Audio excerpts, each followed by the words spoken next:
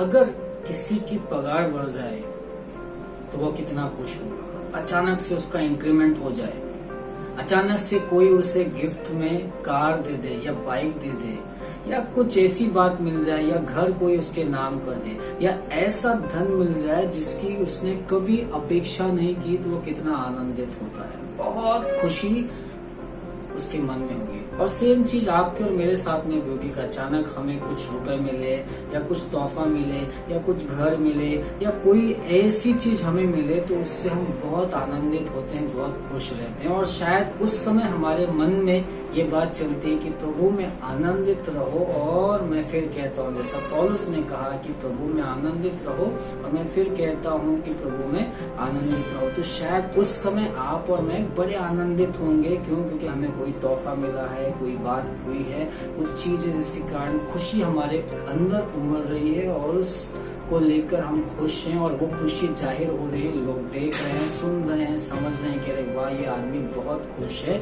लेकिन आज मैं आपके सामने एक ऐसी खुशी लेके आना चाहता हूँ जो आप सोचेंगे कि अरे अजीब लोग हैं, इनके साथ में ऐसा हुआ और ये बड़े खुश है। तो ये प्रेरितों की किताब, उसका 5वां अध्याय और वचन 40 से 42 में वो इस तरीके से कहते, तब उन्होंने उसकी बात मान ली।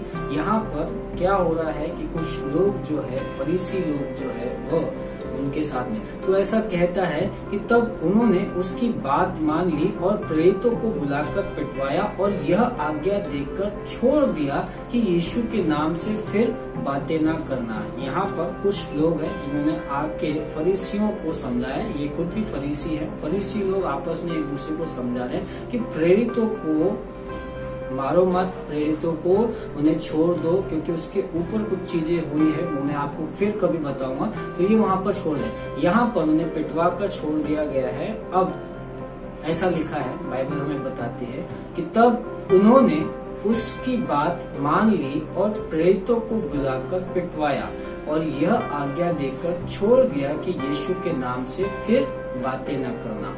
वे इस बात से आनंदित होकर महासभा के सामने से चले गए कि हम उसके नाम से निरादर होने के योग्य ठहरे, और प्रतिदिन मंदिर में घर घर में उपदेश करने और इस बात का सुसमाचार सुनाने कि यीशु मसीह है, न रुके। यहाँ पर प्रेरितों को पीटा गया, पिटवाया गया महासभा के सामने, है ना। एक सभा में बहुत सारे लोग होते हैं, वहाँ पर फरीसी थे, याजक थे, शास्त्रीय लोग थे, उनके सामने और दूसरे लोग भी थे जिनके ऊपर इनके ऊपर मुकदमा चला जा रहा है, इनके ऊपर कहा जा रहा है यीशु के नाम से तुम बातें मत किया करो, यीशु के नाम से सुसमाचार मत सुनाया करो। और फिर उसके बाद में उन्होंने बोला कि चलो हम इन्हें कैद में नहीं डालते, हम क्या करते हैं, पिटते हैं। और ये पिटवाने के बाद, पीटने के बाद यहाँ पर लिखा है कि प्रेरित लोग, ये वही प्रेरित है जो यीशु के साथ है, ये वही पतरस, यूहन्ना और उनके साथी है, वो लोग। यहाँ पर लिखा है कि वे इस बात से आनंदित होकर महासभा के सामने से चले गए कि हम उसके नाम के लिए निरादर होने के योग्य तो ठहरे। कितनी अजीब बात है कि यहाँ पर उन्हें निरादर किया जा रहा है, मारा जा रहा है, लेकिन ये बड़े आनंदित। लिखा है कि वे इस बात से आनंदित होकर। आज कौन सी बात से आप आनंदित हैं? कुछ चीज मिल रही इसलिए आप आनंदित है, काम में प्रमोशन मिल रहा है इसलिए आनंदित है, आपका सेठ, आपका मालिक, आपका बॉस, जो भी आप कहते हैं वो आपसे खुश है इसलिए आनंदित है, या अगले महीने आपकी पगार बढ़ने वाली इसलिए आप आनंदित है, या कोई आपके साथ में कुछ अच्छा करने वाला है, आपकी डील कुछ फाइनल होने वाली इसलिए आनंदित है।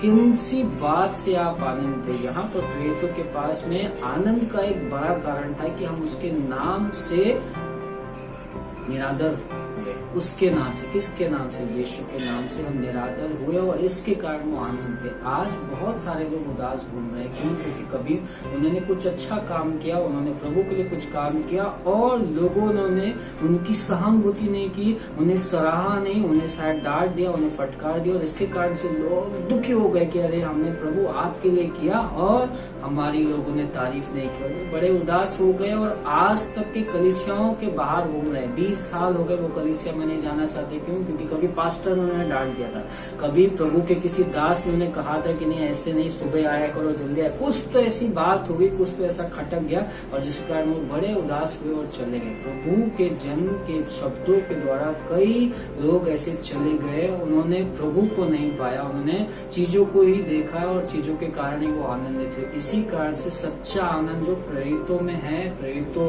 के पास था कि उसके नाम से हम निरादर हुए। महासभा के सामने उन्हें पीटा गया लेकिन फिर भी उनके अंदर वो आनंद है। आज अगर आप किसी बात से दुखी है और आप प्रभु से दूर है, प्रभु के पास आइए। यहाँ पर हमारे पास में बड़े बड़े उदाहरण हैं जो पीटे गए, मारे गए, जेल में डाला गया, घसीटा गया यीशु के नाम से, लेकिन वो उसे बड़े आनंद की बात सोचे। मेरा आज संदेश उन तमाम लोगों से है जो कभी हमारी कलीसिया में और किसी न किसी कलीसिया में जुड़े थे, लेकिन कभी शायद प्रभु के दास ने कुछ कहा या कुछ ऐसी बातें हुई जिसके कारण वे बड़े दुखी हुए और चले गए। प्रभु का आनंद तो आपको अपनाना है, प्रभु का आनंद को अपनी ताकत बनाने की। कुछ भी हो जाए, प्रभु तेरे नाम से मैं मारा जाऊं, कूटा जाऊं, मेरा निरादर हो, मुझे चलेगा, लेकिन मैं तेरे नाम को ऊंचा करूंगा। और यहाँ पर इन्होंने ये लगातार प्रभु के नाम से लिखा है कि और वे प्रतिदिन मंदिर में और घर घर में उपदेश करने लगे और इस बात का सुसमाचार सुनाने लगे कि यीशु ही मसीह है,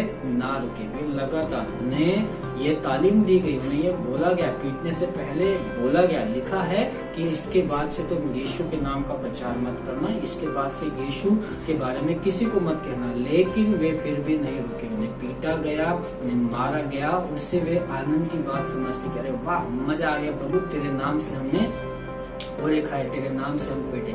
आज परमेश्वर आपसे और मुझसे यही चाहता है। आज जो सिचुएशन है हमारे देश में, पूरी दुनिया में, कि लगातार बहुत सारी बातें मसीह विरोधियों के मसीह विरोध में चल रही है। आज जरूरत है आप और मैं जो प्रभु में आए, हमें ढांढस बांधने की, हिम्मत रखने की, आनंद की बात सोचने की कि कुछ भी हो जाए मैं प्रभु को नहीं छोड़ूंगा, मैं लगातार प्रभु की सेवा करूंगा, प्रभु के सामने आऊंगा और मेरी कितनी भी बुराई कोई कर ले, मैं उसे आदर की बात समझूंगा, वो मेरे लिए बेहतर है। क्यों? क्योंकि मैं किसके लिए कर रहा हूँ? प्रभु के लिए कर रहा हूँ। अगर आज कहीं से आप उदास है, किसी कलीसिया से, किसी पास्टर से, किसी विश्वासी भाई से रूठे, आइए उन्हें क्षमा करें और इस बात को कि हम प्रभु के लिए निरादर हुए, इस बात को याद करते हुए उन्हें माफ करें, उनके पास में जाए, कलीसिया में वापस आ जाए। परमेश्वर चाहता है कि आप कलीसिया में स्थापित हो।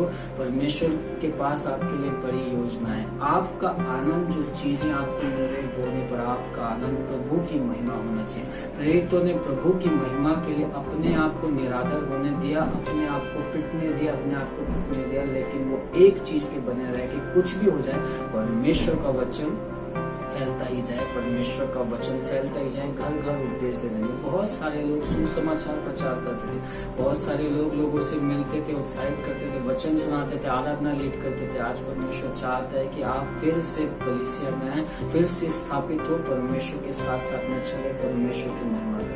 प्रभु आपको आशीष दे। कहीं से अगर आप टूटे हैं तो परमेश्वर आपको जोड़े, सामर्थ्य, शक्ति दे। प्रभु को आपकी जरूरत है। परमेश्वर आप चाहता है कि आप कलीसिया में आ जाए। आइए प्रार्थना करते हैं। प्रभु यीशु मसीह, आज हम प्रार्थना करते हैं कि आप इन प्रेरितों के समान हमें हिम्मत दीजिए, हौसला दीजिए कि हम भी परमेश्वर आपके नाम के खातिर निरादर होने के लिए तैयार हों। प्रभु कहीं कोई भाई बहन, माँ, बेटे, बीवी, पति, जो बच्चे परमेश्वर रूठे हैं आपसे, एक दूसरे से, अपने आप से, आज प्रार्थना करते हैं प्रभु कि आपका वचन उन तक के जाए, उनके हृदय में काम करे। अगर कोई दुखी है, उदास है, किसी बात से नाराज है, परेशान है, प्रभु आपका आनंद, सच्चा आनंद उनके जीवन में आने पाए। प्रभु ऐसा आनंद जो कभी उनके जीवन से दूर ना होगा। प्रभु अगर कोई बीमार है, कोई तकलीफ में, कोई मुसीबत में और किसी का इंतजार कर रहा है, प्रभु प्रार्थना करते हैं कि आप उनके पास अपने वचन को भेजिए, आप उनके पास अपने सामर्थ को भेजिए ताकि वे जीवन पाए, बहुतायत का जीवन पाए और आपकी महिमा करें। प्रभु हर एक को आप छू लीजिए। प्रभु धन्यवाद देते हैं। प्रार्थना प्रभु यीशु के नाम से करते हैं। आमीन, आमीन। प्रभु आपको बहुत आशीष दे। Thank you. God bless.